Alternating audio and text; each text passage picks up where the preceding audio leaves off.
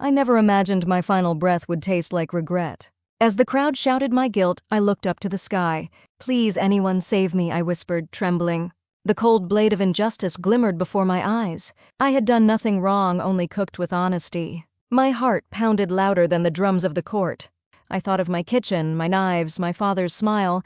If this is the end, let me be remembered for flavor. A flash of light split the heavens, then silence. The scent of spice, smoke, and fear swirled together. When I opened my eyes, the world was no longer mine. Rough voices shouted words I barely understood. The air smelled of ink, wood, and burning candles. I was in a place that looked like a painting come alive. Men in robes stared at me as if I were a ghost. "Who are you to stand before the king?" one demanded. "The king?" I stammered. "Wait, what century is this?" Laughter rippled through the hall, cruel and amused. A tall figure stepped forward, his gaze piercing mine. His voice was deep, calm, and commanding. "I am the ruler of Joseon. Who dares disturb my peace?" My knees gave out. My words tangled in panic. "Your Majesty, I'm just a chef." From the future. His eyes narrowed, but his tone stayed oddly soft. "A chef, you say? Then prove your worth with flavor." The servants gasped. My hands began to tremble. "Now?" I asked. "Here?" His lips curved slightly. "Yes. If your dish is poor, your life will pay the debt." I took a slow breath, steadying the storm within me. Even in fear, I remembered my purpose to cook truth. Page 2, The King's Test. The royal kitchen was vast, filled with scents unknown. Copper pots gleamed beneath firelight like living suns. Dozens of eyes followed my every hesitant movement. Their silence weighed heavier than any crown could bear. I searched the tables: salt, soy, garlic, sesame, beef. No refrigerator, no gas stove, no timer to guide me. My heart beat to the rhythm of knives meeting wood. Each slice, each stir was a prayer for survival tonight. I whispered to myself, "Trust your taste, not your fear." The king watched from his seat, his gaze never leaving. Even the sound of boiling water felt like judgment. I mixed spice with patience, intuition with humility. There was no science here, only instinct and memory. When the broth shimmered, I added my secret grace. A small pouch hidden in my sleeve MSG crystals. "Forgive me, history," I murmured, "for seasoning time." The aroma rose, delicate and bright, like rebirth. Servants carried the bowl before the king in silence. He lifted the spoon, curiosity flickering in his eyes. The hall held its breath as he tasted the first drop. His expression shifted from caution to astonishment. "This taste," he whispered, "is pure and infinite."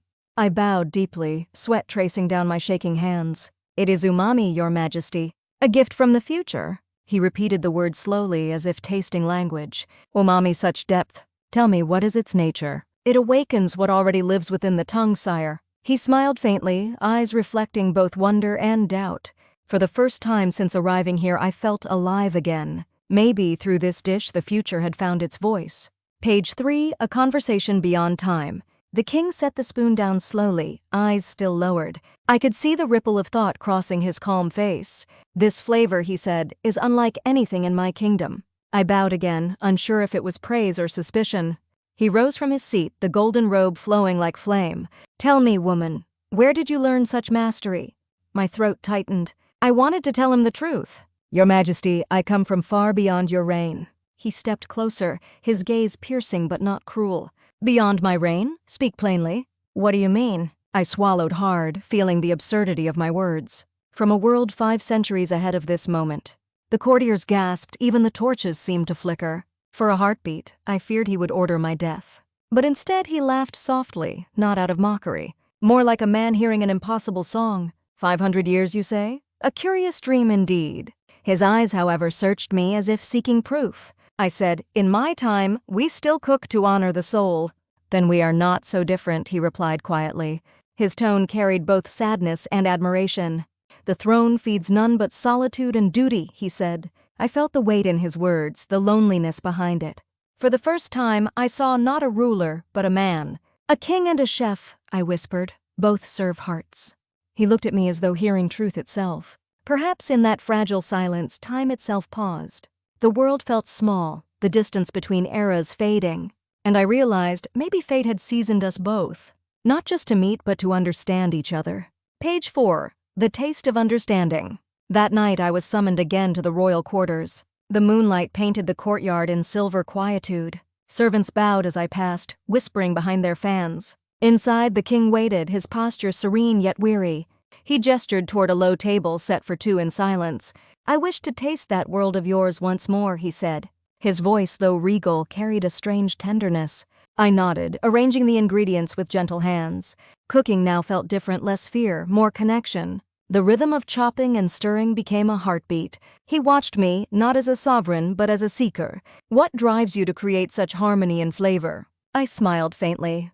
"Because food remembers who we are." He tilted his head, intrigued. "Remembers?" "Yes, Your Majesty. Each dish holds a piece of our soul." The scent of roasted garlic filled the air, warm and pure. He inhaled deeply, eyes softening with distant memories. "When I was a child, my mother made rice just like this." His voice trembled slightly, the mask of power slipped. I looked up, feeling time blur between us once again. For a moment, I wasn't a chef or an intruder in history. I was simply a woman sharing comfort through taste. He lifted a spoonful, his expression unreadable at first. Then came that quiet exhale, the sigh of understanding. "It is strange," he said, "how flavor can heal sorrow." "It can," I whispered, "because it asks for nothing back." Our eyes met across the dim candlelight, wordless yet full. I realized that in this kingdom of distance and formality, this single meal had become our language of truth. And perhaps in that fragile space, love began to stir. As the world fades back into light, I smiled gently toward the unseen sky. "If you've walked this journey with me," I whisper softly, "please stay a little longer. Subscribe and remember my story." Page 5, The Farewell and the Promise. Dawn crept gently through the palace window panes. The air was soft, carrying the scent of tea and charcoal. I stood by the courtyard, my heart heavy yet serene. The king approached, his robes whispering across the floor. His eyes no longer carried command, only quiet sorrow. "Must you return?" he asked, voice trembling beneath grace. "I must," I said, though my soul begged me to stay. He nodded, the silence between us speaking more than words. "You have shown me a world beyond power," he murmured. "And you," I replied, "have taught me that hearts can reign." The morning light turned gold upon his solemn face. For a moment, time itself seemed to bow to our parting. He took my hand, rough with rule, gentle with truth. "If fate allows," he said, "let us meet again in another life." Tears warmed my eyes, blurring the world into memory. I whispered, "If taste can cross centuries, so can love." Then the wind rose, a sound between dream and storm. The palace faded. The scent of soy and sesame dissolved. I fell through light, through years, through silence. When I opened my eyes, I was home, in my kitchen. The clock ticked softly, the oven light glowed amber. Everything was as I had left it, except my heart. I placed my hand over the cutting board and smiled.